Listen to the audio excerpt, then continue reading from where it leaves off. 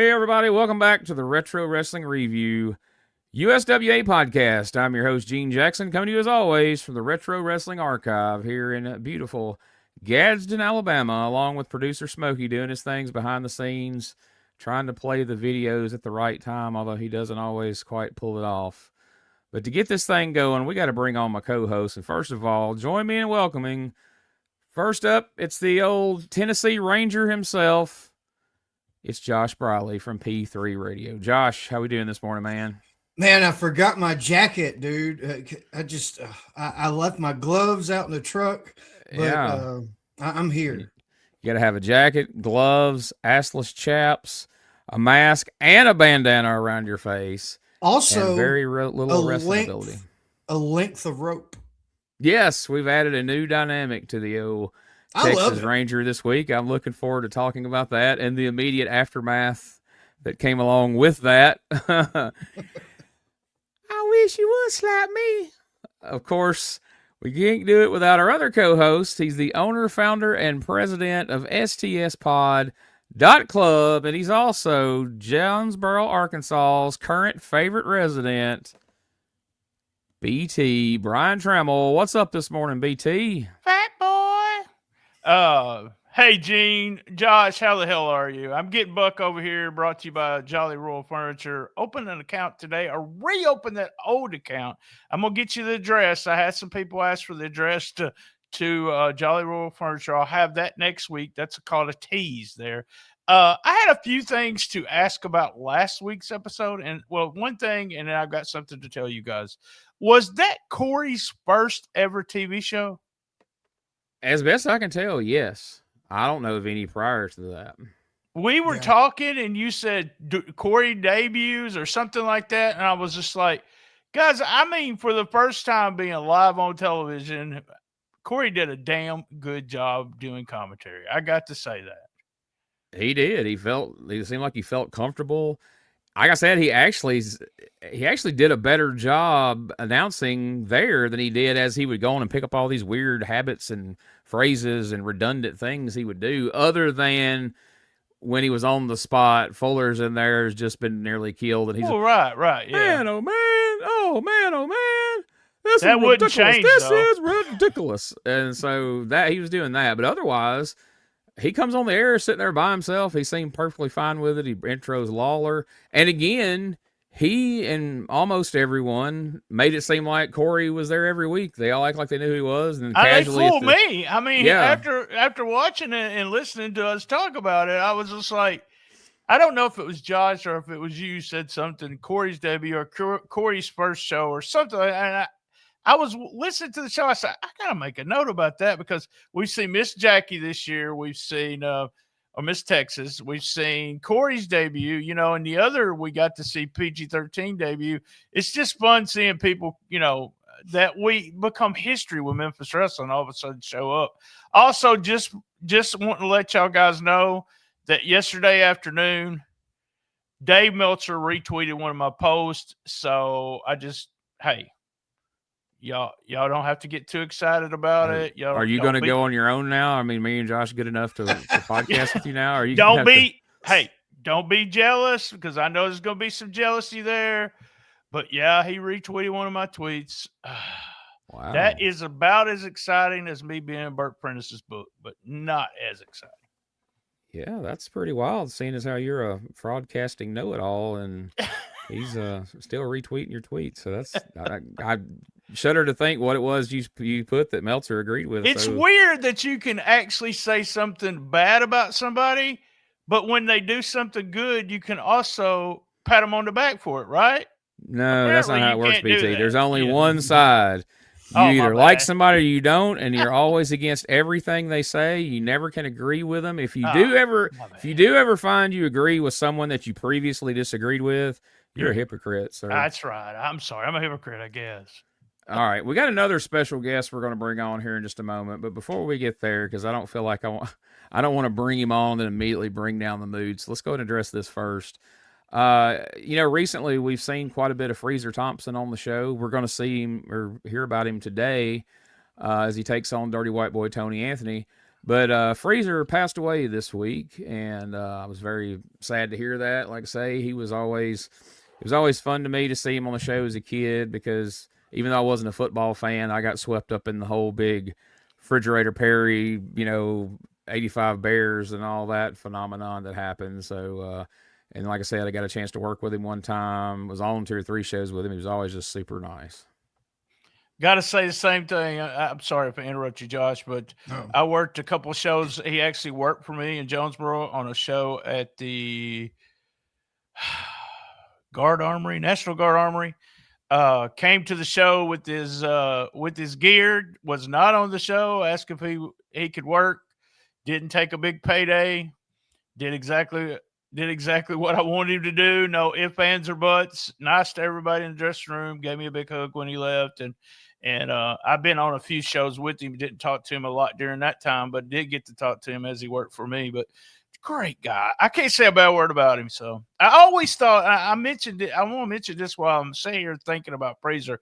I always thought they missed the boat on him. When you look at a guy like Kamala, look at how much money Kamala made. Big black guy who could bump. And Freezer was in the same style as Kamala was, in the sense that he was big. He could bump really well. Why they never did anything with him, I don't know. So, yeah, I just from my perspective, I've never seen him live. I've never met him or anything like that, but he was special to me. I held him in like a high regard. I mean, he wasn't going to main event anywhere, but I looked at him like I look at maybe like TD Steele or, somebody like that who was always there. You could see that they tried really hard and they had ability.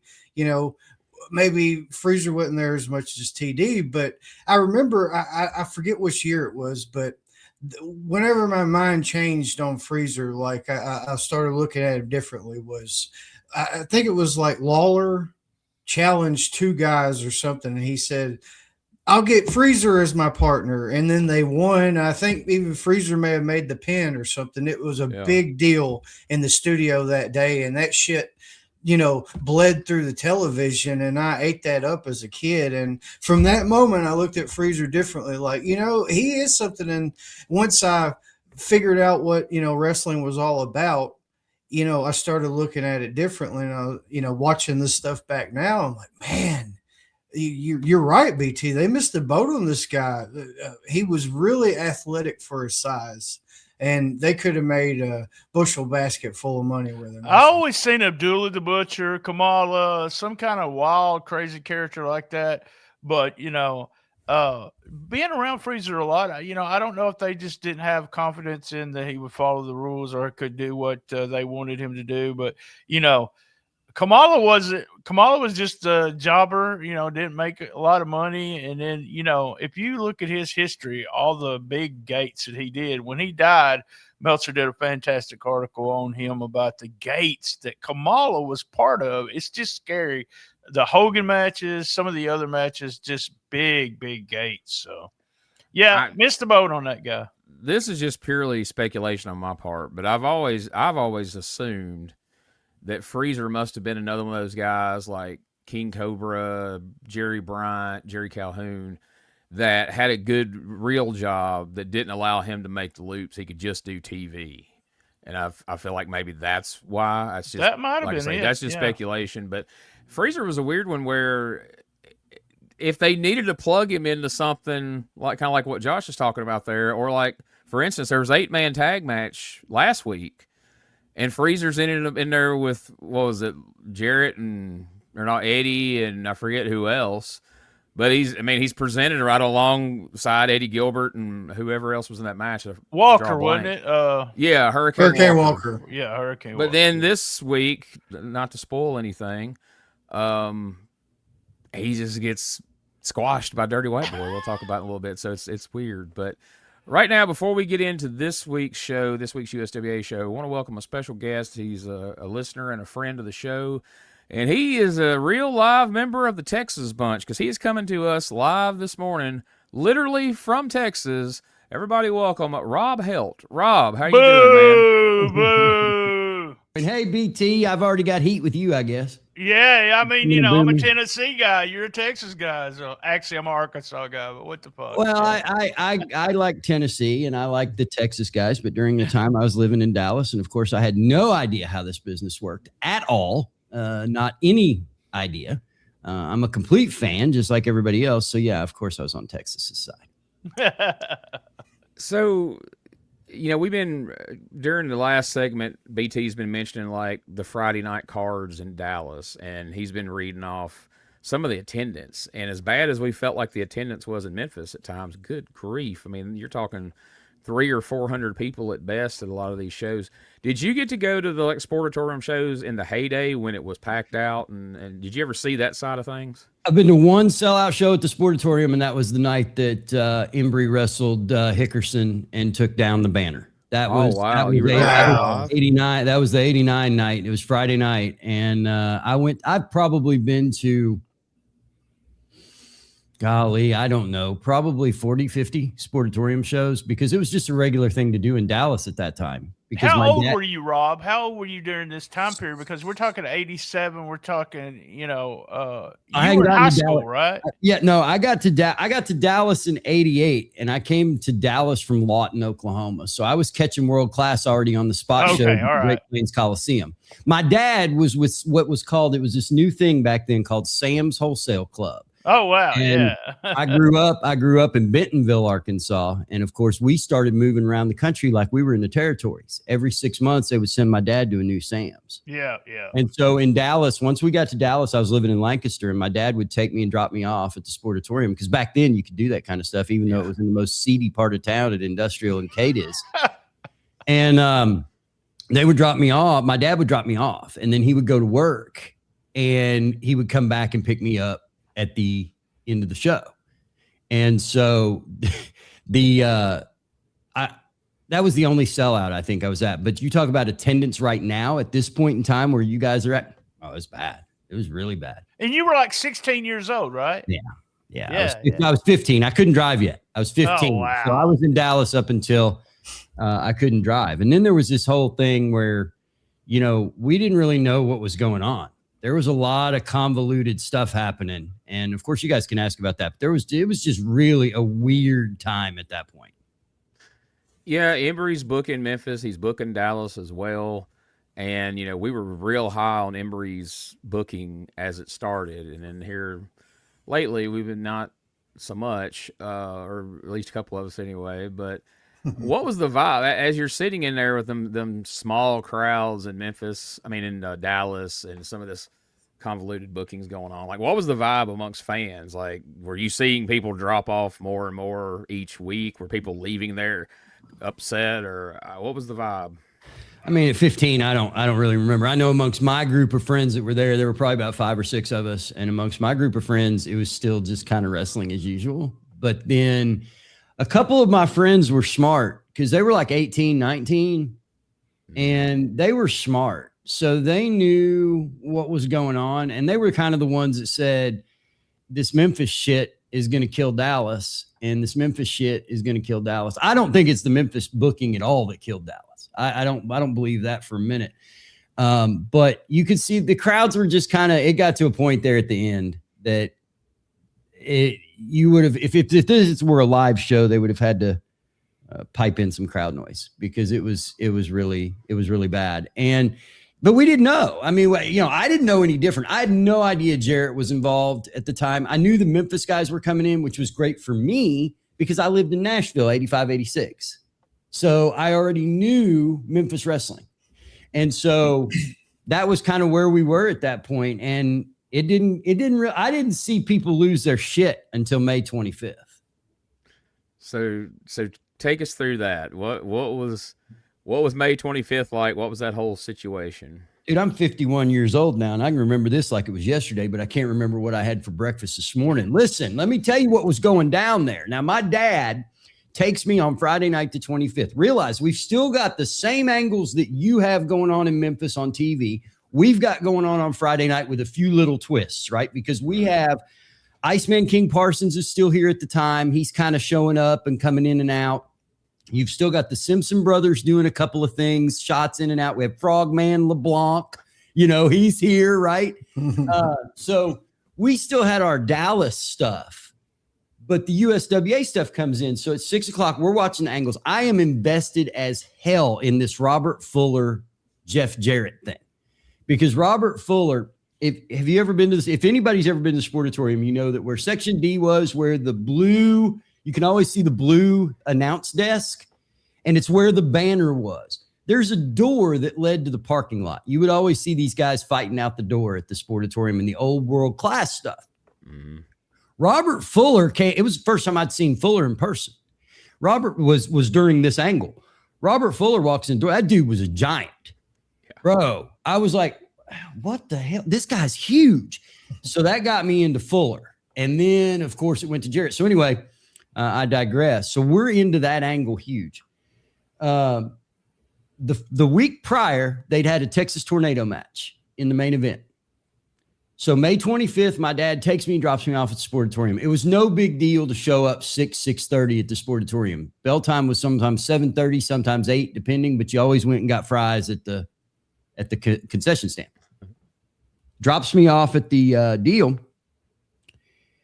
And I go up to the door to get my ticket, up to the little ticket window. And there's nobody there. There's a sign up that says GWF Wrestling was coming in June. Dallas was it was either rescheduling or revamping their schedule. They were toying with their schedule, and they had to do some stuff for TV. That's all we knew. So Sportatorium doors are locked. Nobody's there. At the time, KXTX is running the TV show. That's 39 in Dallas because KTVT had already bailed out at that point on Jarrett. Jarrett was done, and that whole deal went south. So we're getting it on 39. We're all like, dude, there was just an ad for this show on the 25th or on the 17th show or 18th show. Why is this happening? Ended up, I had to go across the street to the liquor store at 15 years old and get my dad to come back and pick me up. And they didn't have cell phones back then. And, I'm 15 down in a horrible part of Dallas. And there are people there, literally I remember one lady, she wanted to call the Dallas police because this was bullshit. She came all the way down here and she paid her bus money. And I mean, there were all kinds of people. And then I remember Jeff Rates and Gary Young showed up and they did not mingle with the fans or anything. You could just tell. It's like they showed up, they were in a car, they looked around, they left. And it was like, you could tell it's like they showed up for a booking or they showed up just to see what the fuck we looked like. But I didn't know Memphis was the cause of this at the time. I had no idea. So if I don't know Memphis is the cause, all I am is like, well, they'll be back. They're retooling, they're everything. But they never once, even on the shows that we would get on 39, on 38, we would get shows from Memphis, but they would be old shows. They would be replay stuff. They would never send us the same bicycle tape that they were sending Louisville and Evansville. Well, Rob, I have a show here for Dallas on the 31st, which is that following Friday. Did they come back and do that show? I have no idea because I didn't come back and do that show. Yeah, they did one on looks like Sportatorium on that Friday before these TV tapings. You have a card? Yeah, I have a card for that. I guess they came back and did it the next Friday, and then we had the big close down, right? See, I don't remember anything because we didn't get any TV. Basically, they told the Dallas fans nothing. I don't know if you guys realize that, but there was no announcement. There was no, hey, Dallas is closing. Hey, we're stopping the Sportatorium. There was nothing. We didn't know anything.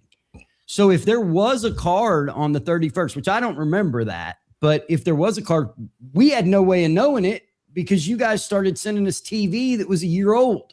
So we didn't know. Is there an attendance for that, BT? Yeah, I had 451 no people way. for that. Friday night before this show that we watch. Yeah, I always grab the Friday night before the Saturday tapings to see who's there. So yeah, that show was so. I don't know how that took place or where it took place or any of that. I wasn't there, but I know that when we were there on the 25th, there was nothing there. There was nothing going on, and we had the signs on the door and all that kind of stuff. And then I found out much later, what happened, and we ended up with GWF anyway. So we ended up with Global, and we were much happier once we got Global. Until for how long? Yeah. For how long? Right. And well, and I was a huge fan of everybody but Moadib, which was obviously Ahmed Johnson. But yeah, so that's how that happened. And we were pissed because we couldn't follow along any of these storylines. After mags are not going to cover this. So I'm 15, 16. I don't know how this business works at all. My dad tried to smart me up when I was 11, and that didn't work because I thought he was full of shit too. And so, I mean, this was real stuff. Wrestling was real, and this is the way it was. And not Robert Fuller. Apparently, Eric Embry had told people at the Sportatorium the Friday night previous. I found this out later that, hey, we're done here. Hey, this is it. We're done here. So Eric knew. Done, man. Was it while he was moving all his shit out of the top? Because I it's fucking living there, wasn't he? yeah, that's what I. Have you guys ever been in the Sportatorium? Have you guys any of y'all ever been in the Sportatorium? I have not. Okay, No. I have it's not. not there now. You can't. But so you walked in, and when you walked in the back, you went up these stairs, and when you went up these stairs were narrow. Like there's no way Bubba White, Goliath. There's no way he's going to fit through these stairs, right? In his heyday, Right. But you go upstairs and there were all these offices and they were all like super trash except for one. And that was Fritz's office. And it was really nice. And I have no idea, as much as I've emailed and talked back and forth with Eric, I've never asked him, what the hell was it like living in the Sportatorium? Like with all those rats and the different stuff that was going on around the Sportatorium at the time outside. Yeah. I mean, they were averaging probably a couple murders a week, even back then. Damn. But apparently Eric, That's where the crowd went. They all literally got killed off. Eric was smart though, because what Eric would do is, and I remember him doing this because one time I couldn't get, this was like 80, 89. I couldn't get a ride home for whatever reason. My mom like forgot me or some shit. And I couldn't get a ride home and everybody from the Sportatorium was gone. And I figured, well, if I just wait, somebody come get me. And, but plus I'm at the Sportatorium. I mean, how cool is this, right? I'll sit in the parking lot, which was nothing but dirt, and I'm sitting there and Eric Embry leaves and he goes across a couple streets, gets a bunch of McDonald's burgers and takes them back to the homeless people there. And there were a lot of homeless people that lived around there. I mean, I think there were people that lived in the back parking lot of the Sportatorium. Actually, that's where they lived, was right there. Wow. So a couple of quick things. First of all, that's awesome that you were there for the match with Embry and Hickerson. I didn't know that was Hickerson. Hey, I didn't know that was Hickerson. I thought that was P.Y. Chuhai. I didn't know that was Hickerson. All I knew is Tojo was there. And Tojo was always an asshole at the Nashville Fairgrounds to me. And so I wanted to see him get the shit beat out of him too. And I literally thought P.Y. Chuhai was fucking P.Y. Chuhai. It wasn't Phil Hick. I didn't know that. That's fun. Kayfabe was alive. You talk about something that did get magazine coverage. The photo of him and Percy tearing down that banner was in every wrestling magazine out there. It was a huge deal. So the other thing I want to ask you, so one of I'm not going to call it a debate. Nobody got mad or anything, but one of the things we've talked about on the show recently, I know you've been following. Let me address that first before we say this. You reached out and to me and BT both and mentioned the fact that you were in Dallas, you experienced everything from the Dallas end, how the angles played out there, how you didn't get to see most of the angles play out in the end, but you're following along 91 Memphis with us, seeing it all for the first time. I think that's really cool. I think there's a few people like that, and that's awesome. The Dundee Eric Embry finishes the first week where Embry pins Dundee, but for some reason, ref had been knocked down. He raises Dundee's hand, and we have this big meeting and decide that we need a rematch. What did you think? Seeing this now for the first time in 2025 from back in 1991, just that, we'll talk about the following week in a moment, but just that whole finish, that whole scenario, what did you think about that as a fan? Well, I mean, I've always loved Dundee. I have been a Dundee fan since the first time I saw him work, which was in the winter of '85 in Memphis. And that 85 going into 86 time was pretty hokey. But for me as a kid, that was everything. What do I think about the angle? I love Dundee, and I love a lot of Eric's early booking. And so these things would have been good. But the thing I like about that angle, the whole thing about Dundee and Embry, and the thing I liked about that whole angle and watching what I'm watching right now is when you watch these two wrestle, I mean, Dundee bumps around and flies around like only Dundee could, and Embry sells like the world's ending. And both guys were using psychology to put this on. So I'm a huge fan of it. I'm a huge fan of it right now. And I'm trying to suspend what I know about look, I've never been in the business. I don't know shit from apple butter about the business, but I know that I know what the internet and podcasts and everything else have taught me, which kind of took the rose off the bloom for me. I don't watch wrestling now unless it's old stuff. Like I will go back and do this. I look forward to this every week. When y'all show drops, what I do is I go and I watch the show and then I go listen to your show. That way I'm at least hip to what's going on. I don't watch it as a watch along because you can't. No. But I thought Embry Dundee, I mean, I was hooked, dude. I was hooked on it back then when they were first doing it, when it was just new USWA, they were doing it. And so it's a classic timeless. It's like Lawler Dundee. You could always draw money, right? So the following week, the bait and switch, William Dundee, Jamie's real name's Williams, so he'll leave for 30 days. What'd you think of that? I thought that was fabulous. And I'm going to tell you why I thought it was fabulous. Look at Josh smiling. That's why they're side by side on the screen right now. If you're watching, we're cynical. We're cynical, Gene. We're so cynical. I think it's fabulous, and I'll tell you why. Because I'm looking at it from the lens of I'm trying to be 16-year-old Rob looking at this, because it was just last Friday night I couldn't get in the Sportatorium. Now here we go. I can get these shows now. I loved it because I didn't look at it as, I heard Eddie Marlin say, well, we got to get one over on the Texas guys. Well, I never looked at it from that standpoint of babyface, heel, Texas, Tennessee. I looked at it as this is freaking great. And I loved that they did it. Like, I love the way they did it, the technicality of it, the William versus William. I love that. I think whoever came up with that angle, I thought it was pretty good. Now, at the same time, looking at it from a 51-year-old lens and knowing the business, this is the dumbest shit I've ever seen. And that's why I asked you. I want to know who's booking this shit. Because I knew Embry was booking Dallas. And I always thought Memphis was a Jarrett Lawler split in 6 months. And Dundee threw in ideas. This could have been Dundee's idea at the time. How in the hell is Lawler letting Dundee book this also? Because is Lawler at a point that he doesn't care? Because Lawler's got to know this is a house of cards. This isn't going to work, especially in Dallas. They couldn't get this stuff to work, and they just kept running and running and running. But in Memphis, your crowds look good, other than that thing I saw with the on this episode where you're going to get into some highlights from the Mid-South Coliseum. That crowd was pretty dead. And I feel like it has to be from some of these flat finishes and just outright, okay, here's what we promised you, and here's what you're getting. Fuck you, type things.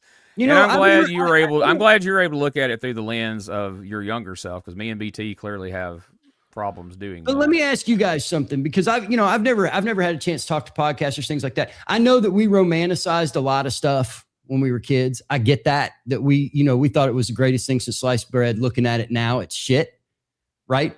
But I got a question. Did people, how did people in Memphis or Nashville or Evansville or Louisville, these people were coming to see all these different angles and all these things over the years, and they were loyal. Did the people get smarter, or did the booking get dumber? Because the reason I asked that is because there was some stupid shit in 85 and 86 and 87, 88. Dumb. And people still came out. Gene's probably got a better answer for this, but I think during that time period, there was such a change in the business with what Vince was doing and the territories dying, that Memphis wrestling, even though they were one of the last territories to die, then the people were being able to see other wrestling. With technology changing, you're able to see stuff on the cable television. It just eventually everybody goes to Vince or they go to Crockett, and all your stars are leaving except for Jerry Lawler and Bill Dundee. And even though they drew tons of money, they weren't able to keep the fans keep going. And I think it has a lot to do, as you will see, when we talk about the attendance of this Pipkin Building show, it has a lot to do with what they're putting on television, and they start slowly. What was it, 93 that we saw? It was just really, really bad. And me and Gene's in 87 with 6,000 people at the Mid-South Coliseum. But if you just do a study from 85 to 91, not Memphis, but what was going on generally in wrestling and what was changing. We was getting VHS. Everybody was trading tapes. It was all part of something that was going on below the scenes, and then Vince was above everything too. That's just my opinion of it. Yeah, as a fan, like back then, I you could see like you're talking about, BT, where a lot of people, like you watch interviews with Tracy Smothers and people like that from way back when he was a fan. He said, I had no idea there was any other wrestling other than Nick Goulas. And Right. You get exposed, and like I think it was like that slow absorption where sooner or later everybody got exposed to WWF and WCW for what it was worth during that time. But to me, it was a huge deal. But yeah, that slow absorption, and the territory, at least Memphis, lasted so long, I think, because they had loyalists where, you may had 1,000 people in a gym in 1985. Those are mostly like loyal people at that point. And then people start aging out, literally, to where it's only just several, maybe it's like 250 people, but they always come, always, and then after a while things just got so big, and it, USWA only lasted so long, and that was the last of it. I didn't miss a Jonesboro show from 87 till sometime in 91, where we're talking here. And are those all at the Earl Bell? All at the Earl Bell, but he's talking about people aged out. It had nothing to do with, Lawler was a prick to me. We all heard about that, but it had to do with the change in my life. I was in college. I went from that to selling all my tapes to getting married and opening a restaurant, an hour and 15 minutes from Jonesboro. So I didn't go to a lot of Jonesboro shows until Bert started running again in Jonesboro on Monday nights. But we aged out. The people that were going to the Earl Bell at the time, and I guess the biggest crowd I ever seen there was like 12 or 1,400, but that was, when Lawler and Gilbert were really hot. But it was a change, and we've talked about this a bunch, and I've looked at it. Every time there's major technological changes and advancements, the wrestling business, the TV business, everything just changes so much. And VHS was not a big deal, people thought, but if you go back and look at it, it was one of the changes along with cable television that we was able to spread the word about all these promotions that were out there. And you, for instance, didn't know all this stuff was going on, but all of a sudden you started being able to get tapes out of Memphis, Portland. I was the same way. I was like, hell, I didn't know they had wrestling in Portland. So, well, you remember during this time period too, there started being this expose period to where like all talk show hosts wanted to beat the shit out of professional wrestling. Vince McMahon went on a few of them and tried to defend his business. He couldn't defend any of the indies, but yeah, I think like a lot of people got soured. Like a lot of moms got pissed off with the ring boy shit. That ring boy shit was huge. I knew about that as a 9-year-old. What year was that? Y'all will know more than I will. 91 and 92 when all of that started happening in the media. But 91. Yeah, I know. I had somebody message me this week that said something about Saudi Arabia things. One of the things, the reason they're not watching WWE anymore. And I was thinking back at all the shit that I went through with the boys, the steroid trial, you name it, and knowing all the inside information that I knew, and I still stayed a fan. That did not turn me off. I still was a fan. So, all right, we're 35 minutes in. We've got to right. get to the actual show that we're covering this week. Thanks, Rob. Absolutely. Yeah, Rob, if you want to stick around, I know you told me you had watched this show already. Yeah, so if you want to hang out, we'll let you chime in every now and again. Just don't ask any questions that's going to lead to long-winded answers, because we got to power through this thing at this point. All right, so we're going back to June 1st, 1991. Your hosts are Dave Brown and Michael St. John are both back. They joke about Dave Brown being a father-in-law now. And they mentioned Michael's kidney stone. Apparently that was his medical issue. Lawler's back at the desk. Yeah, he looks very relieved from the kidney stone there. Unfortunately, though, what upsets me, no Corey Macklin this week. I was all excited, like, yes, Corey's back, and now he's not here. So that's we got him on commentary during. He's at the Coliseum down there calling these matches. Derek Gimmer, you son of a bitch. So we talk about today. We're going to see the Texas Ranger against Gary Scott, which we BT revealed last week is Boogie Woogie Boy Gary Valiant, who's going to be making an appearance alongside Handsome Jimmy at the Kayfabe Cave coming up in a few weeks. So check that out. Eddie and Doug Gilbert will be teaming together today. And our 6-man main event, Dr. Tom Pritchard, the Master Blaster, and Tex Salinger taking on Bill Dundee, Chris Candino.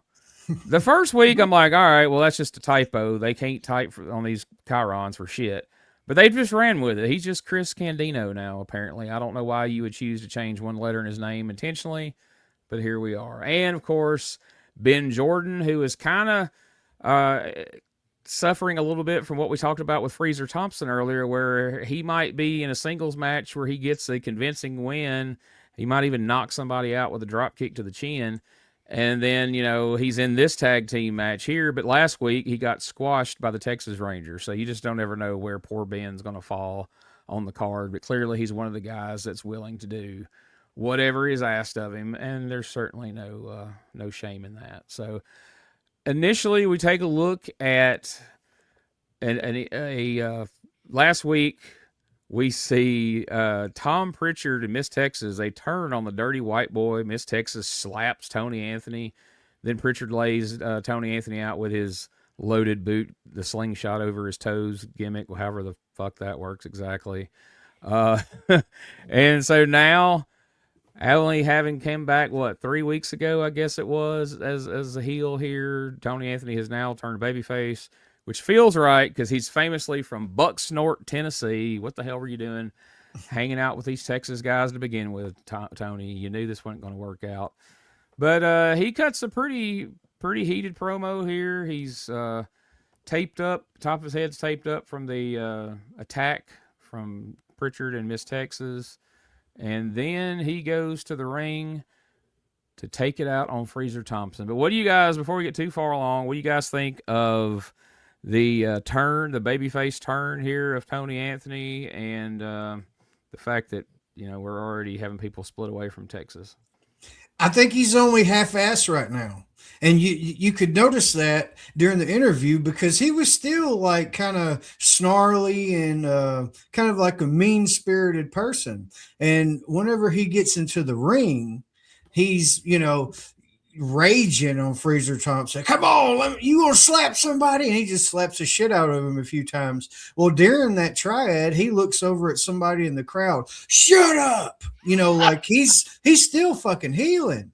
And I think it's just like Eddie Gilbert, where he's halfway out of the cocoon right now. Yeah. And he's going to be all the way out pretty soon. But yeah, I think that's what we're seeing right here. But I love it, man. The rage is it's bleeding through, baby. It don't take much to get him mad here, because Dr. Tom hits him on mistake in that clip, and then Miss Texas ends up getting on him and slapping him. But could you, and I haven't looked in advance, but all I can see is Dirty White Boy and Dirty White Girl coming. So this might be the angle coming up, but that's all I could see against Miss Texas and Tom Pritchard. And you mentioned being heel. He said, if a bitch puts her hands on me, I'm going to slap the bitch. Just pretty much what he said. So that's what he said. Well, he's not the only one, apparently, but we won't get ahead of ourselves. Spoiler alert. Spoiler alert. Yeah, I think maybe it's Embry's booking here, but somebody has finally gotten wise and set these folks down and says, hey, when you guys turn babyface, you can't just turn white meat, good guy, yippee for the fans babyface. Like, we're going to have to dip our toe in the water and ease into the tub before we just go full-on babyface. Eddie Gilbert did a great job of that. He worked his way into it. So I feel like we're going to do the same with Tony Anthony here. And, of course, the dirty white girl showing up before long is not going to hurt his chances of being cheered by the fans either, because they're definitely going to want somebody to come settle Miss Texas down if she still needs it after what we see shortly. Rob, were you a fan of the dirty white boy? What did you think of this? Love me some Tony Anthony. Hell yeah. Love Lynn Denton. Big fan. So love Tony Anthony. And he's one of those guys that even if he's a babyface, he's a heel. You're never going to get Tony Anthony to babyface. He's not going to be hugging the kids and, giving out a bunch of autographs and smiling. He's Tony flipping Anthony. And the guy, I thought he was a great worker. I thought he was a great promo. He was good anytime you wanted it. So I was a fan of this in toto. Yeah, Dirty White Boy could work either one effectively. He could make obviously the gimmick lends itself more to being a heel, but in the right situations, he could be a babyface. And it's funny because I didn't look ahead and I really didn't remember how things played out.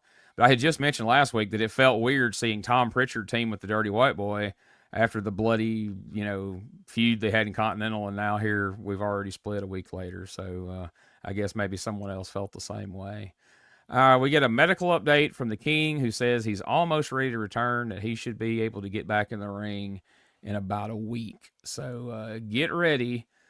The King's coming back. And I didn't get a chance to address this in all that conversation earlier about 91. But at one point, Rob said, how could Lawler let this go on and let him book when things are going downhill? I feel like, and this is very short-sighted on his part, if it's true, because he's part owner, but I feel like Lawler was okay for things taking a dip for these few weeks that he's been off. He can come back in like the knight in shining armor and save the day and bring the houses back up. We'll see if that's how this plays out. Hogan exactly. Trick. Yep. Exactly. Just like the Hulkster.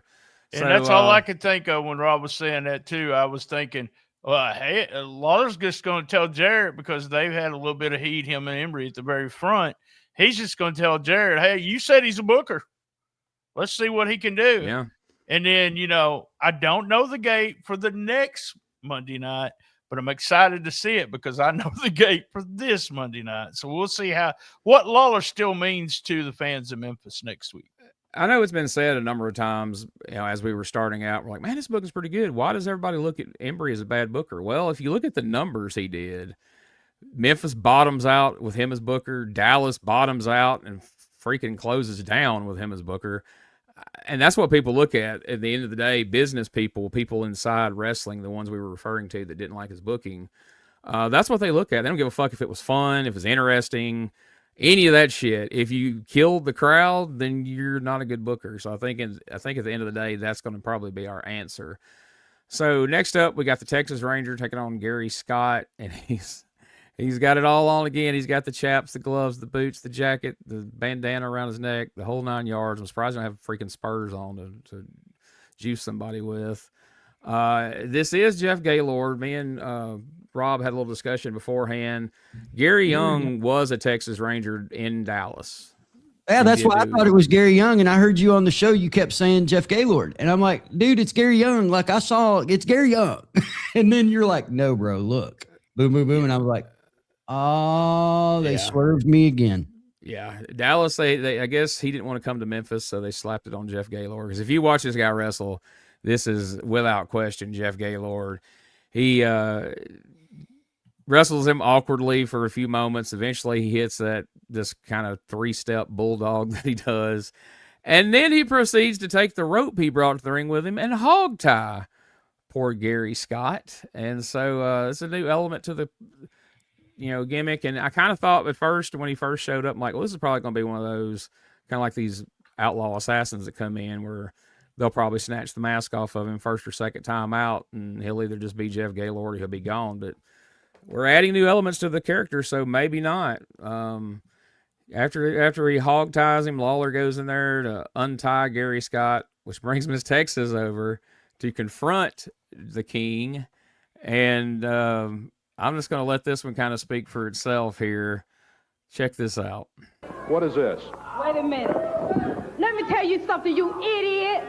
Oh, please. Don't even think about getting in the ring with the Texas Ranger. You are no match for the Texas Ranger. I'm not getting in the ring with anybody. I'm just trying to help the kid out of there. There's no reason for a jerk like this to bring a rope out in a wrestling match. You don't need any of that kind of garbage. That's all I'm trying to tell you. And speaking of garbage, we don't need you out here either, okay?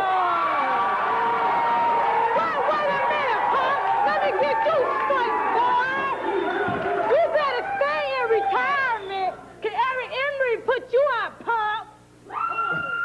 I'm not. Let me straighten you out. And I'll straighten me out, man. I am not retired, and Eric Embry did not put anybody out. If you think You're I'm the scared, biggest phony walking around today. hey, you can run your mouth all you want to. Eric Embry brings you in here and calls you Miss Texas. Well, let me tell you Which something. I am. Oh, you are Miss Yes, Texas? I am. Well, let me tell you something, You Miss better Texas. start showing me respect, too, Let me boy. just tell you something, Miss Go ahead. Texas. Go ahead. You see these girls right here in this area that we have around Tennessee and around the Mid-South? You see them? Huh? What do you think of them? They're hurting my eyes. I don't want to. Tennessee women. Let me tell you about these Tennessee women, Miss Texas. Go ahead. I'm going to tell you, their rear ends would make you a Sunday face. Do you understand what I'm saying? That's what we think of you. Do you hear what I said? Their rear ends would make you a Sunday face. Point in my face. pointed at you. Don't put your hands on me. I can put my hand wherever I please. Well, all You I'm know what? I ought to slap you. Do what? I ought to slap you. I'm sick of you. Hey, let me just say this now. You've been out here slapping a lot of people. I saw you slap Downtown Bruno, but I'm going to tell you right now. Wait a minute. You know I beat Downtown Bruno. You put on some tight trunks and get in the ring. I can beat you. Yeah, go ahead. All I want to tell you is this. You can't tell me nothing. Yeah, well, you're not dealing with Downtown Bruno Oh, here. yeah? You put your hands on me, and I'll slap the taste out of your mouth. You understand that? So don't even talk about it. And don't even... Whoa!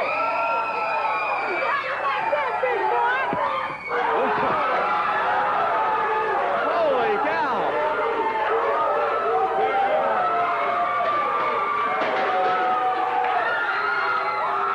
Jerry Lawler, he didn't want to get involved, Dave. Look at this. Here come Eddie and... Why? Slapped her down to the ground, left her face down on the studio floor. Oh, Give $100 for one of those Memphis Mafia jackets. Those are freaking cool. Oh yeah. This was so Miss Texas. Like everything she did. Oh, you think so? You need to shut your mouth talking to me, Jerry Lawler. I mean, just wild. Like it almost felt like we called an audible here. Maybe not, but just when she said, "Oh, to slap you," and Lawler's like, "What? Oh, you gotta do what?" I'm guessing it was probably planned ahead of time, but it did kind of feel like she said it. And Lawler's like, "All right," and she thought she had the green light. He slapped her down to the fucking ground. That was wild. You could tell watching this that she's nervous. You're muted, Josh. Oh, sorry. Yeah, I loved it. I had never seen this exact show. This was the week. This would be the first weekend that I was out of school. And for whatever reason, my grandmother didn't tape it. I wasn't there. I didn't see it. So I watched this for the first time. Holy shit. When I watched it, I popped like big time. Like, oh, I mean, it felt real because it was. She slapped the shit out of him. You could hear the bump whenever, because he's got the mic close to him, and he slapped the piss out of her. And, it was a great reaction, probably because it was fucking real. I love it. I loved it too. Miss Texas, Rob just mentioned she seemed kind of nervous. This is what her third or fourth appearance on Memphis TV. They're still calling her Sweet Georgia Brown. I thought that was funny. But yeah, it's not something You had two people. Number one, we had Lawler slap somebody. We had Dirty White Boy already say he'll slap a bitch if a bitch slaps him, and then so we got some abuse going on. But man, that got a huge pop. And what I found funny was that I wanted to hear that conversation before they went out. Did Lawler just say what you want to say? Because she wasn't giving Lawler shit at first. I mean, she was up in his face. She was talking over him. Yep. I was not used to that. That was done very well for her part, especially. The Memphis, the run in at the end was the go out and save with the pull apart was my favorite thing, because I want to know something. Who has the better rat tail, Sting or Chris Candido? Well, Sting has the more famous, more widely known rat tail. Maybe famous and widely known, but who has the better rat tail? Take a look there and see. Is it Sting or Chris? Remember, Candido. Okay. DT's our resident. He's our resident rat tail expert. I am going to tell you, my first girlfriend had a better rat tail than either one of them. So what you talking about there? Did she also dye it black? No, she braided it. Oh shit! I bet she sold NASCAR memorabilia. You're talking like one of the smartest people to this date that I know. She is like a genius, and she was just different, totally different. And the rat tail was all the way to her ass. So she's got a better rat tail than either one of them, and I'll go with Jamie's rat tail. Is what I'll say. What kind of tail do you call that? Like, if it goes down to your ass, that's not a rat tail. What the fuck kind of tail is that? Horse mane. Hey, I didn't have a bad word to say about her. She was a great girlfriend. So there you go. Wow, that story gets more interesting each new detail we learn. We'll have to have a Patreon episode about her. So yeah, fair enough. We won't get that far off in the weeds this week. Next up, we see highlights of last week's Eric Embry versus Doug Gilbert match, and there's going to be some fuckery going on, but not quite to the extent of what we're starting to get used to. But of course, they hit him with the Texas flag, which seemed kind of underwhelming. But eventually, Tom Pritchard makes his way in. Eddie Gilbert makes his way in, and is kind of paired Eric Embry and Tom Pritchard back up, and now it's pairing the Gilbert brothers up. And when we come out of this, we go straight into a match with Eddie and Doug. Now, I don't remember this. This is like a blind spot for me somehow. Like, I remembered the King of Rock and Roll thing and how weird that was, and I got a chance to talk to Doug about it. In the Observer, he said, like, Dave describes this as Doug doing a Rick Steiner type goofy gimmick, as he puts it. We'll hear in promos, Eric Embry distinctly names Roughhouse Fargo. Eddie references Roughhouse Fargo. So clearly that's what we're going for here. I don't remember this little Roughhouse Gilbert part of his career. So let's watch this match. People will be able to see it, and they're watching on video. If not, they can hear us talk over here. Let's crank the volume down on this.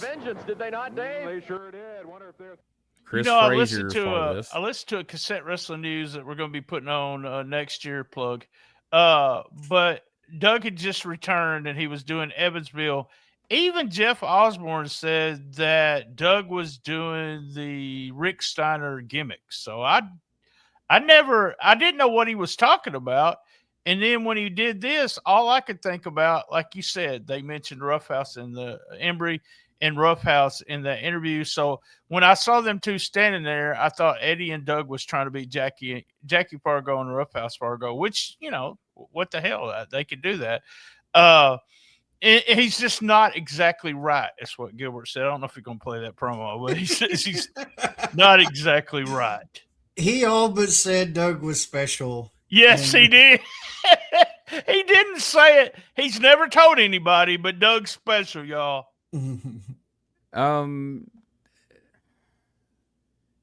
I may have only been in the Observer. I want to say, because it was in the Observer and the Torch. Maybe the Torch is the one that said that it was a result of those pile drivers he took before he left to go to Puerto Rico.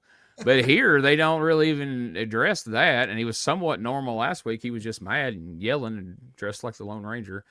But here, Gilbert just says, I've been keeping this a secret, or however he worded it, that he said that there was an accident. That's all he said. And then he went on to say that when Gilbert was a senior in high school, he did like $2,500 worth of damage to another kid's car with that kid's body. Yeah, that was a key line. I don't have the promo here, but here's what I want y'all look at Doug's face. That is such a baby face. He looks like some kid that they brought out of high school. I'm like, good God, you can't even make it out like he's a badass with that face. I'm like, Jesus. Well, at this point, he's like still early 20s, right? Yeah. Oh, yeah, because he debuted in 88, and at that point, he was just turned 18. Right. Oh, well, even today he looks young, but really right there, you're just like, how can I take him as a badass, serious? I'm with Rob about those jackets, so I really like those. They're just so plain, but I think I might buy one of those. I wonder if anybody has, I wonder if you could ask Doug. I bet he has one, don't he, Gene? He has one. He has one of them. I think Scott Ferenzi, I think so. I don't know if that's how you say his name. He was a photographer, but he's got a ton of wrestling memorabilia and ring worn stuff. I think he may have Chris the other Frazier one. just got Chris nailed Frazier with gets the chair. Just shit canned on the floor. Shit, I wish I would have stayed at home, he said. Fuck that. Well, you have to think guys like Chris Frazier and some of these job guys that once old Jack Diamond went from jobbing to being, pushed tag team, they probably all hoped that was going to be their future. Wouldn't be the case, but I always liked when Eddie and Doug were partners in Memphis. I don't know, you could always tell that Doug was, having a really good time, being out there with his brother, and I don't know, when they come back as heels, like in 94, and have a pretty good run as partners for the most of it. I told you in fun. that book, the main thing I came off with the Eddie Gilbert book was Doug's love for his brother. It was just so through every page almost. And that is when you're working with somebody you really want to work with, you have so much fun and you can just see it. He's with his brother and, I don't want to say Mark, but hey, by the way, this finish right here, where the hell did they steal that from? So they stole that for somebody. Maybe they were using it in Puerto Rico or something. Damn, that hurt.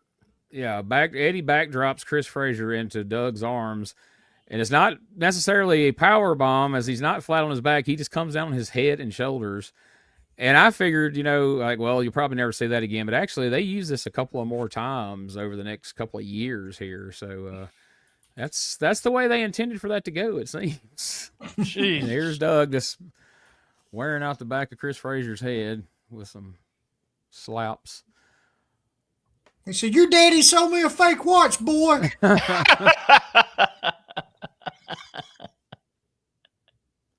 What was Frazier always told people? He had to say, "Hey, brother," or what was neighbor. it? Hey, neighbor. Hey, neighbor. Yes, that was it. Hey, neighbor. Yeah. Now, see, how do I know obscure, stupid shit like that?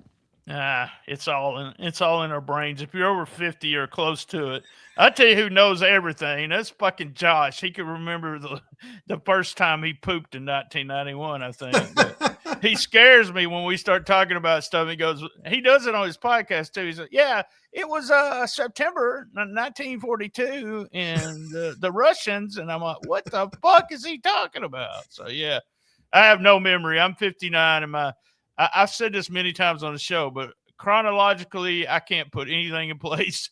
Doug and Gene and Josh helped me with that. So I got a question about Doug, though. You mentioned this a bunch of times, Gene, in the sense that Doug did not like Eric Embry. No. And you working him here and me on the outside – I don't see anything wrong with what they're doing. What was his major criticism of Embry, as in the ring with him and stuff like? He stank. Did he say that? I think that was his big thing. Is he didn't wash his gear and said he stunk to high hell. Yeah. He didn't like had to wrestle him for that reason. But Eddie wouldn't have liked him because he wanted the book whenever they gave it to Exactly. Embry. And so Eddie didn't like him. He didn't like a lot of the stuff he was doing. And in turn, if Eddie doesn't like it, Doug doesn't like it. So that's just kind of where it is. He never gave me like a specific answer. He's like, Eric did this, and this is why. But he, as he put it, his booking sucked, and he smelled like shit. And I think that was pretty much his synopsis of Eric Embry. And I try not to bring him up at this point. He Doug has actually mentioned a couple of times about, hey, I could come on the show and talk to y'all about 1991, and I'm going to take him up on that eventually, but I want to get past some of this stuff where Embry's so promitely featured. I would love to ask you that because, everything looks so solid in the ring. You looking in, you can't see any problems. Just put it that way. And I feel like this Rick Steiner / Roughhouse Fargo gimmick, I don't think that came from Eric. I figure that's Eddie's idea, honestly. Yeah. Eddie, I'm sure Eddie helped Rick Steiner develop that gimmick because he was teaming with him when all that kind of come together. Sure. So, hey, you know what? You know where the Rick Steiner thing came from? Eddie Gilbert. He told, how much you want to bet he told Dave Meltzer, Wade Keller, and all of them that this was going to be like Rick Steiner. But when they went in, they picked Roughhouse Fargo since Fargo was part of it. I can bet you because Eddie really talked to the sheets at all times and talked to Jeff Osborne too at the time. So. Oh, I'm 100% sure you're right on that. And then when they went into the studio and everybody's like, these fans in Memphis don't know who Rick Steiner is, which they did. But, everybody wanted to believe that their territory was the only thing anybody watched. And clearly they depended on that because it's like people in Memphis got ESPN. They're watching the shit going on in Dallas. They're watching Lawler go down there and wrestle as a heel while he's a babyface up here and all that confusing shit that always went on. But anyway, the Gilberts come out for a promo, but they immediately pitch it to a promo from Eric Embry. Oh, I tell a lie. I do have a clip of that. Let's just check this out and then we'll talk about it on the other side. To Jerry, the King Lawler. You know, Jerry Lawler, you and I agree on one thing, and only one thing, man. The USWA, it ain't big enough for both of us. The word's out. Yeah, the word's out, Lawler, that you're going to make a comeback, that you're going to come back in, and that you're going to run Eric Embry out of here. The word's also out, Lawler, that you got a big conspiracy going. That you got a big conspiracy going to get rid of me, man, before you come back. Well, what happened, King? Ain't you the king no more? Yeah, of course you're the king, but the king of what? Don't you have enough guts, Lawler? To be the man, Lawler, you gotta beat the man. And right now, I'm the man. Now, Eddie and Doug Gilbert. Doug Gilbert, you must have been having lunch with that Roughhouse Fargo or something, man, because you're a complete goof. Well, when me and Tom Pritchard tagged together, when me and Tommy tagged together again, all you fat slobs in the Mid-South, you remember what happened last time when we tagged? Yeah, me and Tommy, we went through everybody, man, bar none. Eric Embry, Doug, just a television set. That's just a monitor. Dave Brown, it seems like for weeks now, Big Bad, the fat slob, Eric Embry has come out here. He's run down Jerry Lawler. He's run down Jackie Fargo. He's run down Jeff Jarrett, Robert Fuller. But boy, where you made the biggest mistake of your life was stepping on the wrong toes. And that's the Gilbert family, boys. But let me tell you one thing, and Dave Brown, you know this for a fact.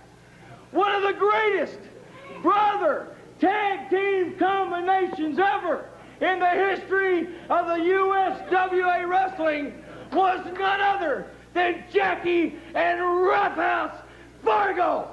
Right or wrong? Right, absolutely. Well, let me fill the people in on something about my brother Doug. My brother Doug, I've tried to keep it a secret for a long time, but he is not exactly right. When my brother was a senior in high school down in Lexington, Tennessee, Dave, one day after school, he got into a fight with a boy, and he did $2,500 worth of damage to the boy's car. And you know what was so bad about it? He did it with that boy's body. He did it with that boy's body. Eric Embry, you have put yourself into a steel trap door. I have got the meanest, baddest partner ever. Now be cool, be calm, and tell Embry and Pritchard what the Gilbert brothers are going to do to him. Eric Embry, I've kicked your butt all around the USWA, and this week, you just got a sample last week, boy, to what you're going to get this week, because you look right here in this face, boy. I've met the devil, and I laughed in his face. Yeah! Whoa. So, I'm about to lob a slow pitch across the plate for BT. I think you probably can nail exactly why Doug doesn't like Eric Embry based on something Embry said in his promo. What do you think it was?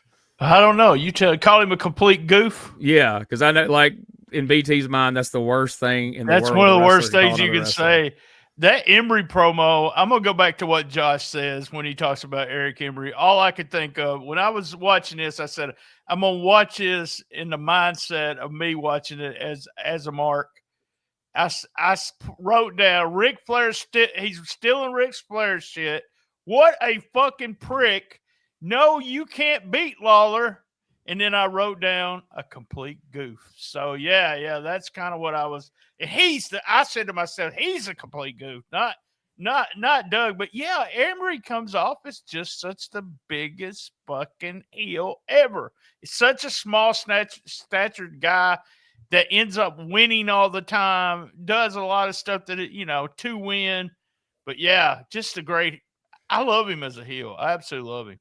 Watching that whole promo, though, when he says to be the man, you got to beat the man, right there's where that clip edit took place right there to edit it down somewhat because it was a long promo. He realized what he said right there. He realized that he did a Ric Flair because if you watch the promo, he stops, pauses, and then covers it again. And he says, and right now, I'm the man, and I'm the man you have to be. He realized he did something that he shouldn't have Probably done. Did, yeah.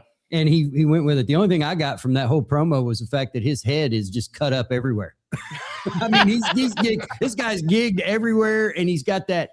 I remember my wife, I was watching it in the living room. We've got TV out there, and I'm watching it, and my wife comes in and goes, the fuck is wrong with that guy? Like, he's got the shirt open and the sweat going. Well, he obviously just got out of the shower, and you notice about Embry, he's always shaking that head, man. For some reason, he likes his hair to shake, and he's always doing that Tom Pritchard, Roddy Piper rubbing in the hair thing, and he's always got his hands when he's talking to you like this. I've always wanted to ask him about that shit, but I never did. Good stuff. Yeah, I absolutely love it. Like you said, the head being all cut up, that's just another piece of the pie, like it just added, look at that guy. What a disgusting piece of shit. Yeah, I love it, though. I mean, yeah, he said, what was it? He said, you act like you ate lunch with Roughhouse Fargo or something. Yeah.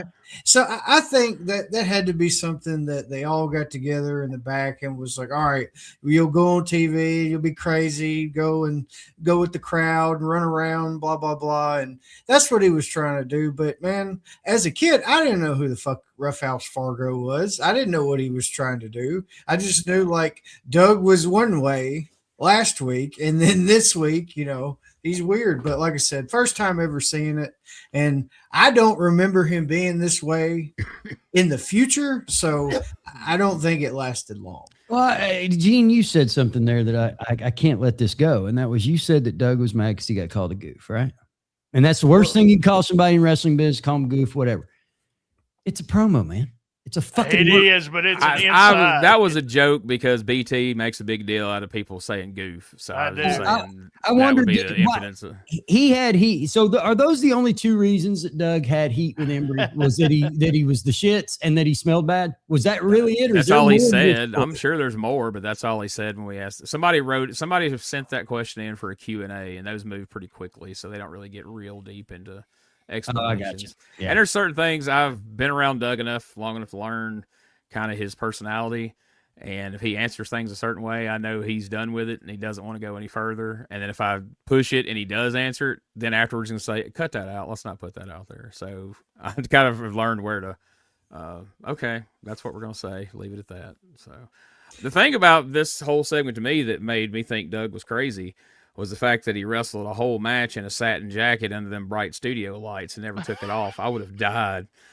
So that did feel pretty I crazy. love the touch with the chair. I love the touch with the chair. Like he was going to hit that little monitor that was there. Yeah. And it's a monitor. It's a monitor. I love that. Yeah. That, and when he's behind Eddie, knowing the placement of the monitor, you can tell he's looking at himself in the monitor the whole time he's playing crazy.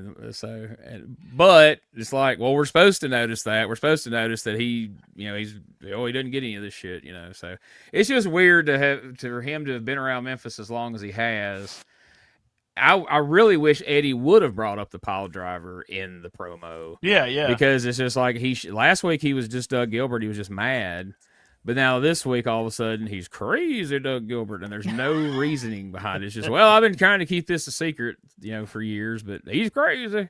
We took him off his meds. They should have said something like that. There you go. That wasn't such a prominent thing in 1991. To put it into current terms, Doug's done playing a role. Doug's out here being himself. He gets to be his true self now.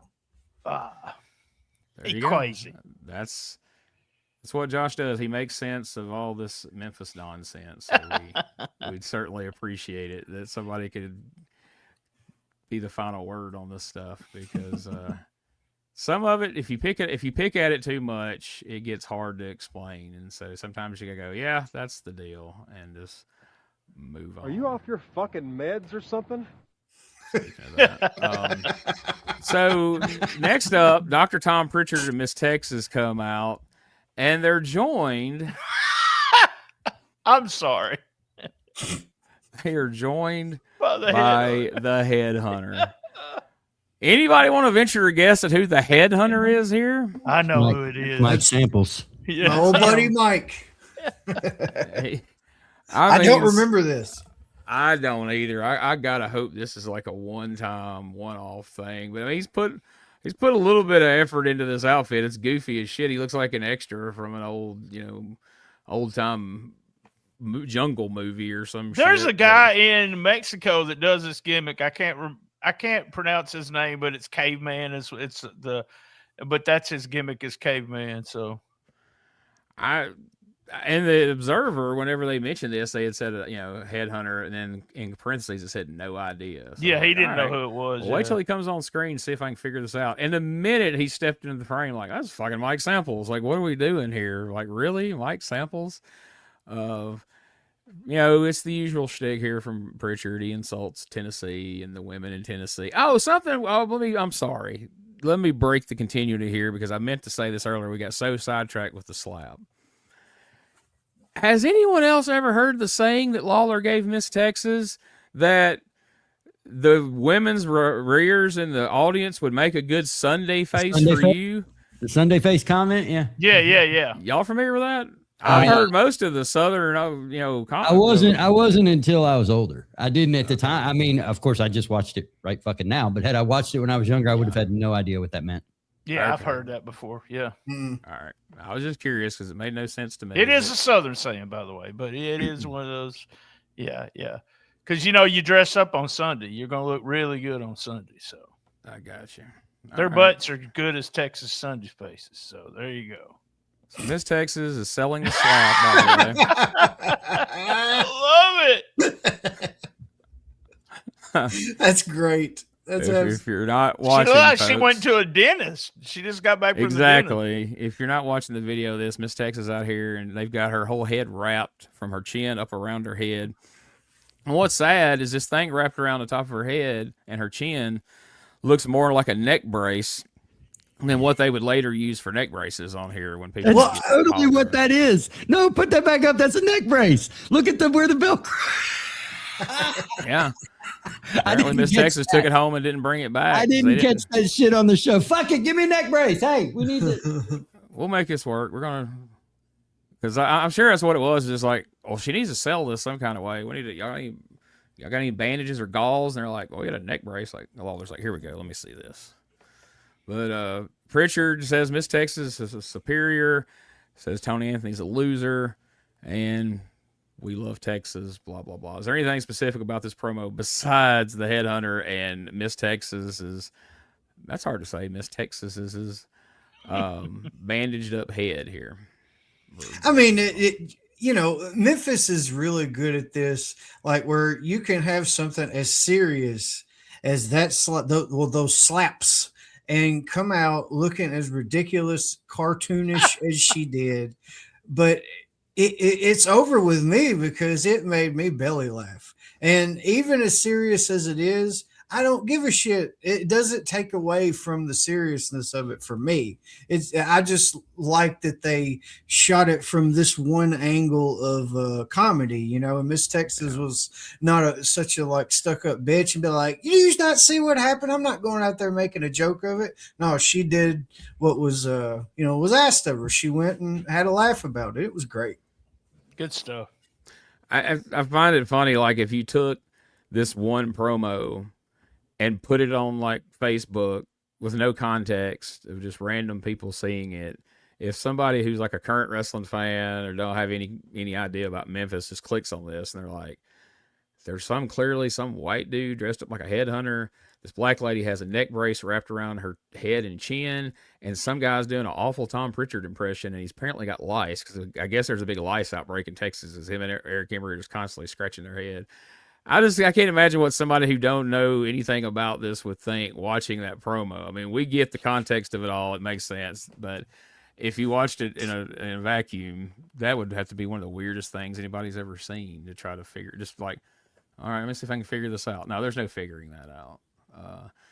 Next up, we hear that Jeff Jarrett is gone to his sister's graduation. This has to be, I'm guessing, perhaps Jennifer that we'll see on the road eventually. That's her. Yep. So Robert Fuller's here alone. This doesn't go well for him. Let's check this out. He's got that USWA World Tag Title belt with him here today. Yeah, that's one of my favorite guys right there. You see, Jeff Jarrett's not here with me today. Right. I want to explain to the people, he's going to be with me when you see me in the ring. We're going to be defending these World's Tag Team Championship belts. Today, Jeff's sister graduates, and I want to say congratulations to his sister, and I want to say a big congratulations to my partner who has backed me up better than anybody that I've ever stood beside as a partner. That, I've held this belt before, but never with anybody that equals the likes of Jeff Jarrett. That Jeff and I have been down a lot of roads together, as people knows, and we've been against one another. I tried to kill him and couldn't do it for about a year in here. Jeff called me back. I came back in here, and I found out a man right there that I can believe in. And I want to say this to you. Good luck to you, Jeff, and I want to thank all these people out here that have backed me up. I thought a man should be an island. I figured out, thank you very much. I figured, the Tennessee Stud was more or less an island, but that's not true at all. I found out I need these fans, I need these people, that it's something that, and I need God up above. There's a lot of things in my life that I figured out, and I bettered my whole self in doing it. I went back in the gym. I got rid of that sidekick that I had, Sylvia, for all the time out here that caused me all of these problems. My sidekick now, I call my jockey. I'm the stud, Jeff's my jockey, and he points me in the right direction. The right direction means holding these belts right here. And I want to tell you something, Master Blaster, Tex Salinger, you can come after these belts from Texas all you want to do. Boy, you talk to me when you start. No, hey, you wait a minute. This is my time out here. Where's Jeff Jarrett at today? You see me butt back out of my way, boy. Hey. Whoa. Here we go. Come on, Robert. Not sure that's a wise move. 2 against 1 here. Getting after Robert Fuller. What are they doing here? Obviously, they realize that Jeff Jarrett's not around. Yeah, well, he said Jeff, his sister's graduating and is not here today, and obviously these guys are just taking advantage of the situation. Salinger and the Master Blaster coming out on Robert Fuller. They've opened a gash over Robert's head. Oh, my goodness. Right here. Some help for him out here. Uh-oh, they're tearing that shirt. Ripping his shirt off. Come on. You guys... I can't. Master Blaster and Salinger. How about you guys taking it out of here? Tex Salinger and the Master Blaster here to do their dirty work, Jay. Yeah, King wisely staying out of it, but offering help with a club there if do any good. Thank goodness they got out of here. Robert? Damage has been done. Jerry? Maybe we can help him back out of here. Just steady up here. Robert Fuller jumped by two of them, 2 against 1, when they, after Robert had just said Jeff Jarrett was not here today, wouldn't be here. Well, Kenny Powers and the Zebra Kid come out here and do a number on Robert Fuller until Jerry Lawler, unassumingly off stage right, is just shaking a nightstick vaguely at them, and they finally leave. He doesn't do anything specifically to do anything. They just, I guess they get blown up and leave. I don't know. It's funny to me at the end that Robert still has one tiny piece of the sleeve of his shirt around his arm left. I was surprised they tore up his fancy Western shirt. That was disappointing. But it feels like Robert Fuller personally has an investment in getting these two guys over. He, like I told y'all last week or a week before, he really liked Jack. I have a Patreon story about Jack Diamond that might be the reason Robert likes him so much. Robert mentioning Sylvia always reminds me of Dutch talking how vulgar Dutch would talk about Sylvia and Fuller. By the way, Dutch loves Embry, so I thought that was funny too. Zebra Kid, I know you're making a joke, but that was the indie guy, the outlaw guy, that he got this stuff from. I would imagine. Yep, that was him, and I can't remember. He was Bull Payne had a partner, and I can't remember. Bubba Payne. Bubba Payne's brother was the Zebra Kid. I worked the show for J.D. McKay with the Zebra Kid and Bubba Payne. So, yeah, that was actually where he got that gear from. Nice. Better than that mask last week, by the way. And oh, my God. Those clips from the Pipkin building, God, Jack was so green. He was so green. Jeez. And Lawler said when they came back from that clip, he pretty much said the Master Blaster and Tex suck. Yeah. So I was like, well, you're really putting them over, aren't you? And again, if those had been guys he brought in, they would have been a little bit different. But go ahead, Rob. I've always been confused by Salinger and Slazenger, and that so when I went back, we were able to catch, like I said, we had syndication going on in Dallas, supposedly coming from Memphis on KXTX, but it was like 3 a.m. and then it'd be noon and whatever. And I remember I thought that was Corey Macklin not knowing how to pronounce his fucking name. Like I never knew there was a Tex Salinger and a Tex Slazenger until this show. Yeah, I want to say Tex Salinger is a real name from like an old Western movie or something. And WCW was worried when he goes to WCW, they were worried about a cease and desist, and they changed it to Slazenger. And then when he came back in 95 or 6, whenever it was, they called him Tex Slazenger that time around. But yeah, that does get confusing. This whole Salinger thing, can't get past him looking like freaking Kenny Powers whenever he comes out there. I want him to come out and go, "You're fucking out," whenever he took out Robert Fuller. But don't worry, he'll be putting a mask on that head before too much longer. But again, we won't spoil that. Any other thoughts on that segment? It's pretty straightforward. Fuller. We have a main event here, 6-man tag match, as we mentioned. Pritchard, Master Blaster, Tex versus Dundee, Candino, and Ben Jordan. First fall, Pritchard gets the win with his feet on the ropes against Ben Jordan. Paul Neighbors doesn't see it. And then we have a interlude in there somewhere where Fuller cuts a promo, gets attacked again, I think. Isn't that right? Yeah. Does he get attacked again? I don't remember. Maybe he doesn't. I'm thinking, or it turns into a big brawl because it leads into the second fall. Where this time the time expires before we get a second fall, and that's pretty much that. In case I missed anything, I just want to say something that Rob had said about Dundee. If you watch that 6-man tag, man, Dundee just works. He works hard no matter who he's going against. We know he just got in there and worked these guys like they've been in the business forever. And Tex is so much better than my friend Master Blaster there at this point. But they both have pretty much the same experience.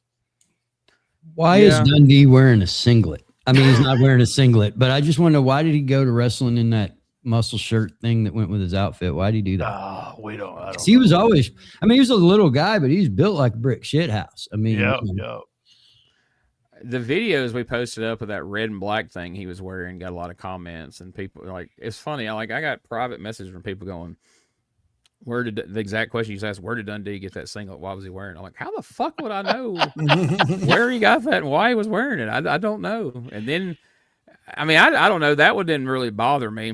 I mean, it looked odd on Dundee. This shit he had on this week, that was one of my notes from the match. I was like, what the fuck is Dundee wearing? Like, that is so odd. But anyway, I guess it's time we'll take our commercial break, and then when we return, we will have them run down the card and see what we'll have 4 people to get opinions on. That should be fun. We'll be right back.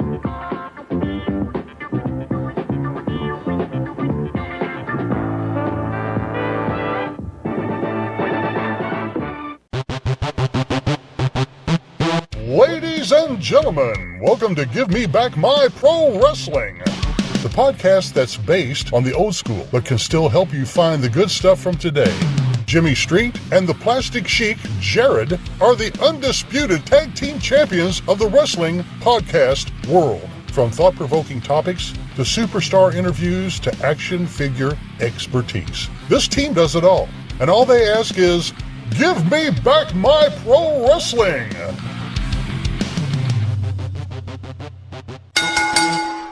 Every other Thursday, wherever you listen to podcasts. Hey guys, Ray Russell here. Lots of new stuff happening here at WrestleCopia. If you haven't checked out our website at WrestleCopia.com, it's a great way to keep up with the latest episodes of all of your favorite Copia programming, from the Wrestling Memory Grenade to Regional Wrestling with the Territory Talk, the Wrestling Stoop with the legendary Bob Roop, and of course all of those programs also available at your favorite podcast streaming platforms. And if you want to stay up to date with everything going on in the Copia world, all the latest news, random thoughts, fun videos, pictures, and more, make sure to join the more than 33,000 followers over at Facebook.com/Wrestling Grenade. Don't be left out. And last but definitely not least, it's what keeps the entire machine going. I'm talking about Patreon.com/WrestleCopia. We appreciate your support in helping us pay the bills to keep the WrestleCopia Podcast Network running and enabling us to continue to bring you all the quality programming that we offer.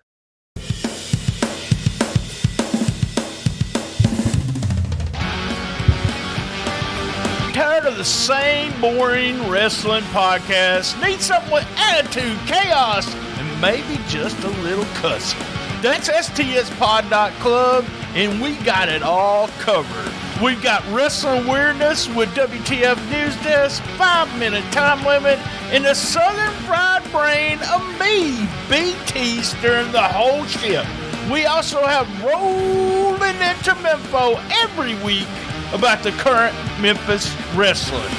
Interviews, hot takes, and wrestling outrageousness so wild it might get you banned in 12 states.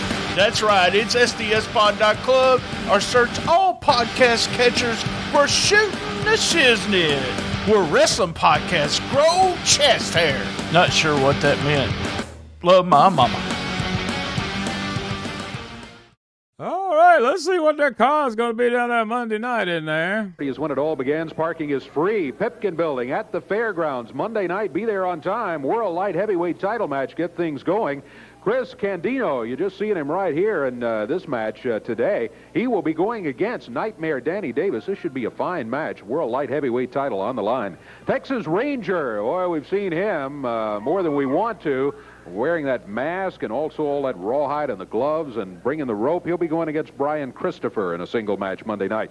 Superstar Bill Dundee will be taking on the Headhunter. Then the Dirty White Boy, Tony Anthony, has already been looking for Dr. Tom Pritchard. And come Monday night, you'll find him at the Pipkin Building. They'll be facing each other in a match. Don't miss that one right there.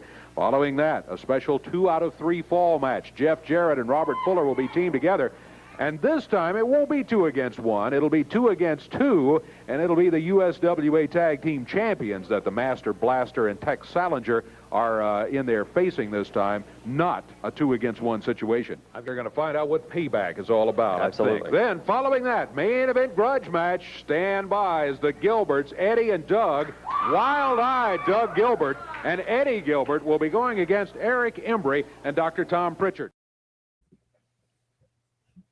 All right, well, there's the card. Let's hear it for this week. What were you guys' least favorite part of the show?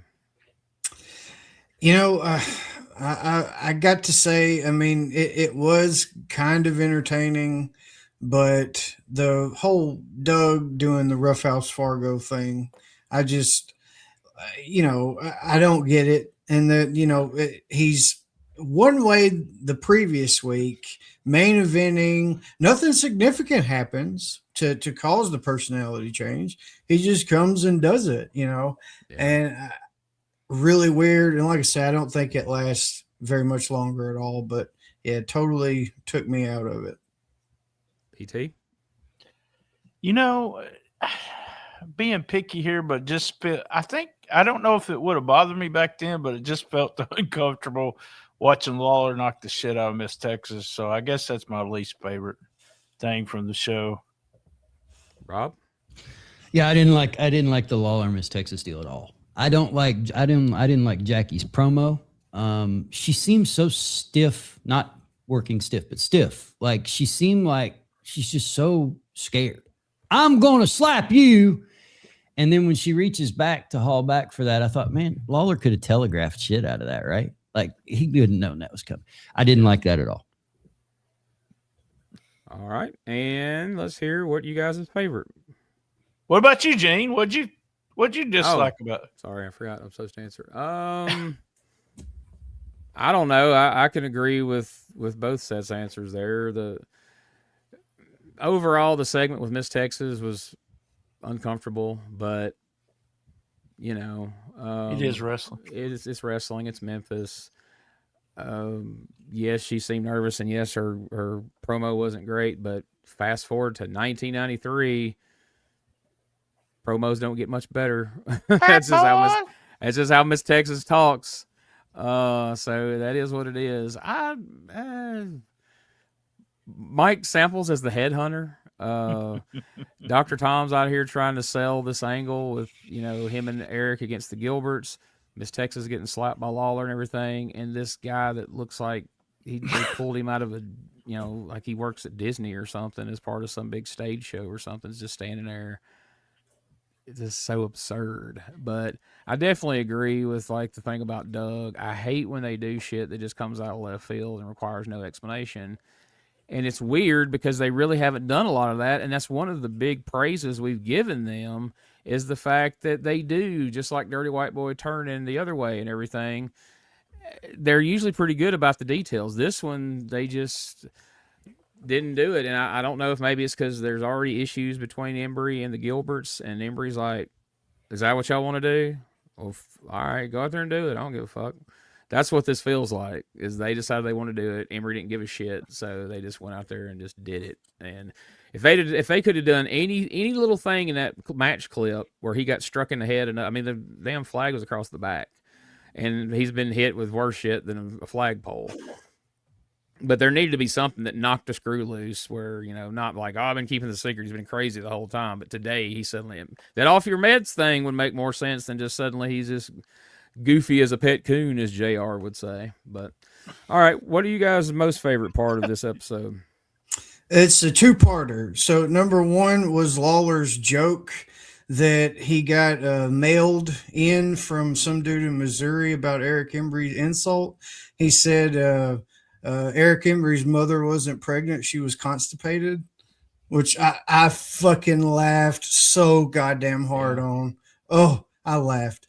And, I'm not healing when I do this. The whole Lawler and Miss Texas confrontation, the slap, the reaction, the cartoonish rebuttal where she comes out cartoonishly bandaged and does another promo and stuff. I love it. You gotta it's one of those moments where they're taking Miss Texas and throwing her into the deep end. Sink or swim, darling. And in my estimation, she was fucking great. Yeah, she's just starting out with the promos and stuff, but as we'll see in the future, that's not ever going to be one of her strong suits.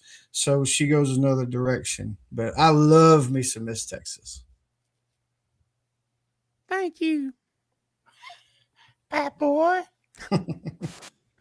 What you got, BT? My favorite was Gilbert. I love Doug Gilbert as crazy Doug Gilbert. I like the promo. I like the reference to Rough House and Jackie. I just love what they did with it. Like I said, I believe Eddie probably got to the kayfabe sheets and told them that they was going to do the Rick Steiner gimmick.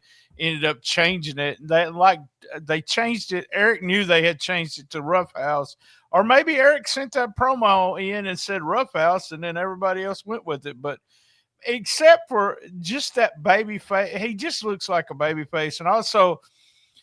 He did a famous Gilbert. I met the devil and laughed in his face as the last line of his promo that really didn't belong with the rest of it. So, but I liked to mention that.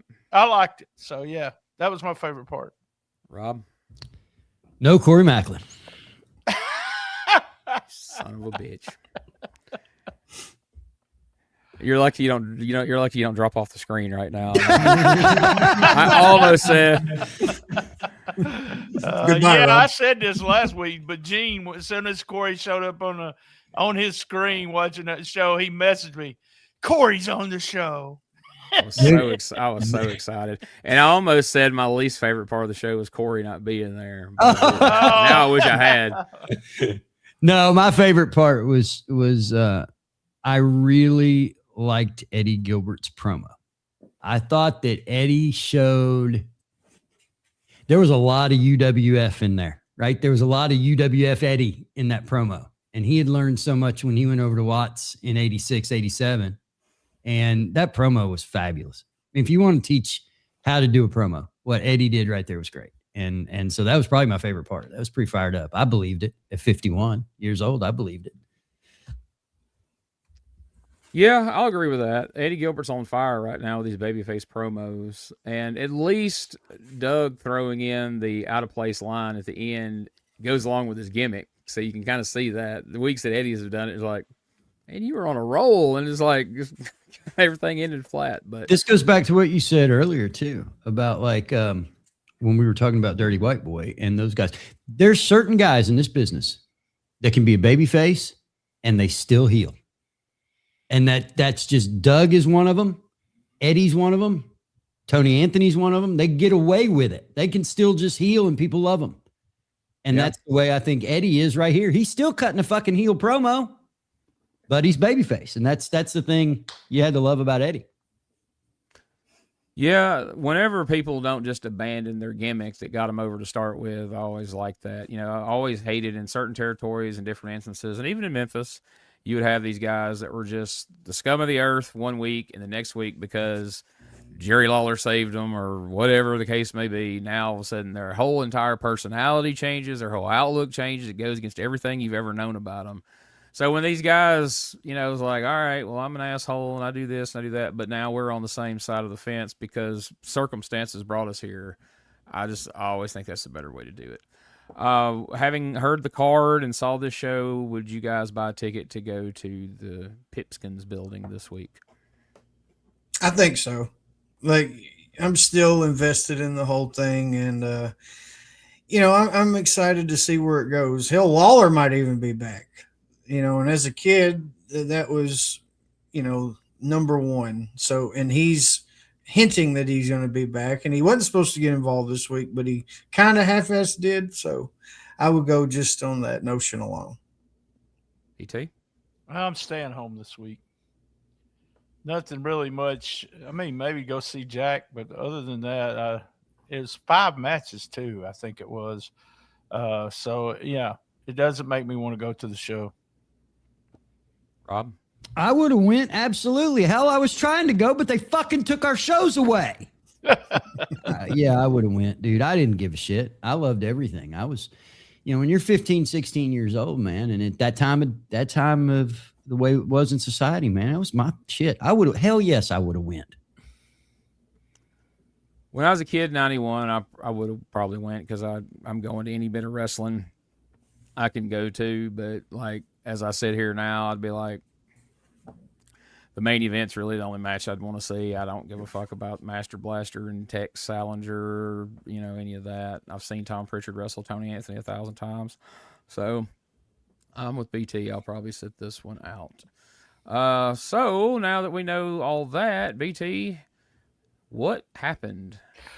Well, we went to May. I have results for May 31st. Me and Rob's been talking about this in the private chat, but they said there was 451 people at the Sportatorium and the guys that were there was Dundee, Jarrett, Fuller, that were on TV. Jarrett wasn't there, but for TV, but Fuller and Jarrett were there. Master Blaster, Tex Salinger, Pritchard, Dundee, all those guys worked Friday night and got on the bus and came to Memphis.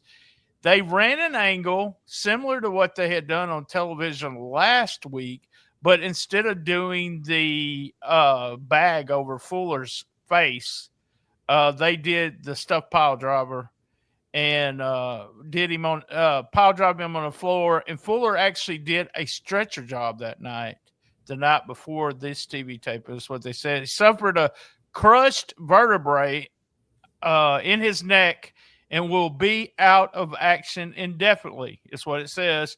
Although the injury only applies to Texas, at least for now, and Dave wrote, must be something about the humidity. So, so he did that angle, got stretched out, and then came to TV the next day.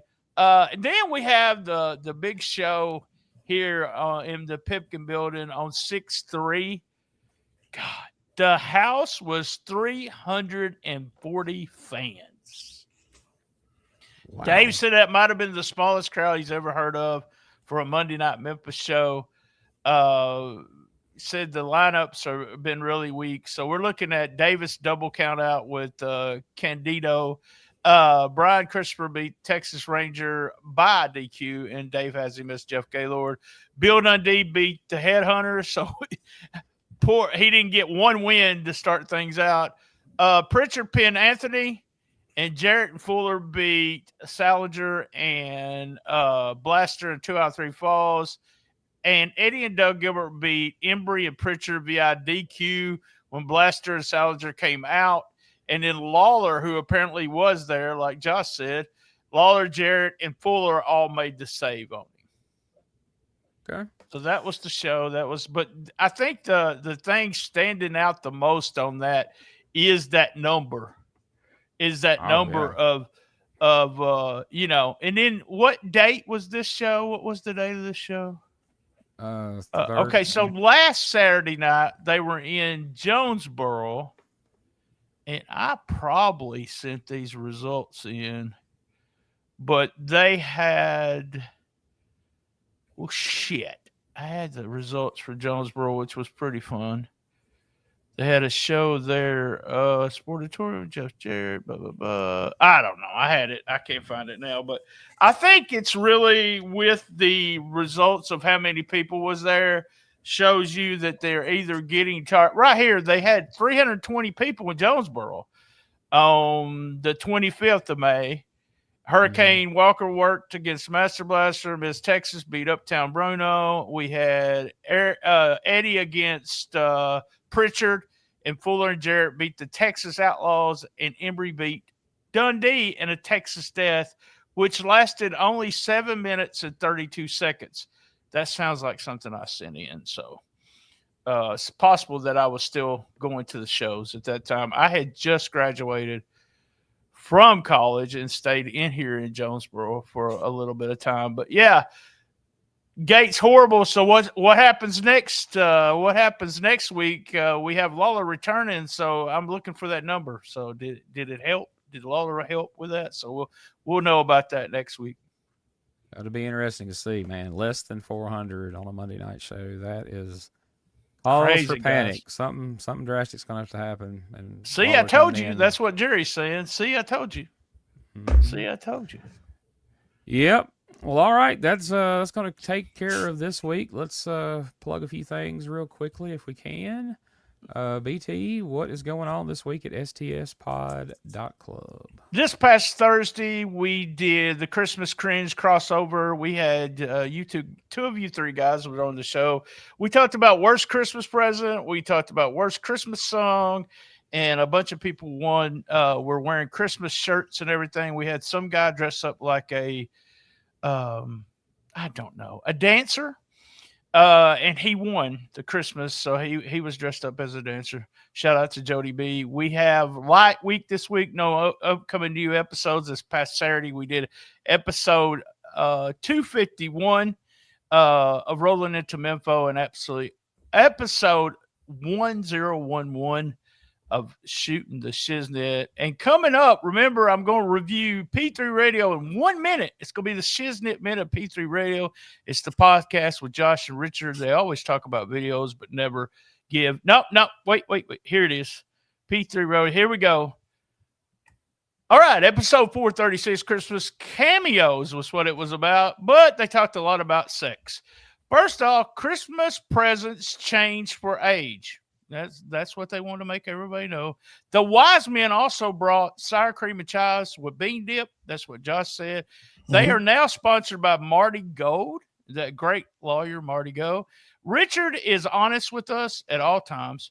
Richard said that his action figures smelled like cooch when he was a kid. He said it. I didn't. Possibly. Josh played with action figures after banging a chick in the living room. Within 30 minutes, yes. Come on.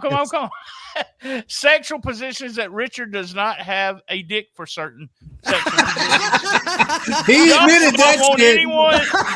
Don't want anyone to see his asshole during sex. That's correct. Josh gets a call about a loan from the cartel. Awesome. Live on air. Live on air, and they both jacked off to their rear books. If you're not watching this on the video feed, you need to go to YouTube and watch this. If you're just listening to this podcast, if you want to go watch this shit, you got to watch Gene playing the straight guy while these two are going through this shit. Gene's just covering his face up like, oh my God, what are we hearing right now? You fucking look like fucking Dave Brown when some of that shit got said. You're kind of, oh fuck, what are we doing here? Shit. What is BT saying? God damn. This is ridiculous. What, BT? What are you talking about over there? Yeah, it's going to get to the point where we have to save the P3 Radio plugs until Patreon because we just can't say some of this stuff. I am so honored by that comment. 10:30 in the morning on a Sunday. All right, there you go. Check it out for yourself. BT gives you a nice little teaser without telling you everything that goes on. So if that's the stuff that he chose to talk about, just imagine what other things were said that he didn't get a chance to bring up. For all things related to this podcast, all the different links, you can go to USWApodcast.com for all the past episodes and future episodes of Dangerous Conversations with Doug Gilbert and Tommy Rich. I talked to Doug yesterday, and Tommy is just chomping at the bit to get back on the podcast. So we're trying to figure out. Season 3 will probably kick off after the first of the year. So be on the watch for that. But you can go to DougGilbertPodcast.com and listen to the first 52 episodes while we get ready to start the next season. Also, check out youtube.com/@Retro Wrestling Archive. Just a stupid amount of wrestling content over there. Matches, full shows, podcasts, old episodes of STS Pod. Was it really that good? All that good stuff is over there. Check it out. There's literally something for... If you're an old school wrestling fan and you can't find something to watch on that channel, I don't know what to tell you, man. Next up, you can join our Patreon at patreon.com/Retro Wrestling Archive.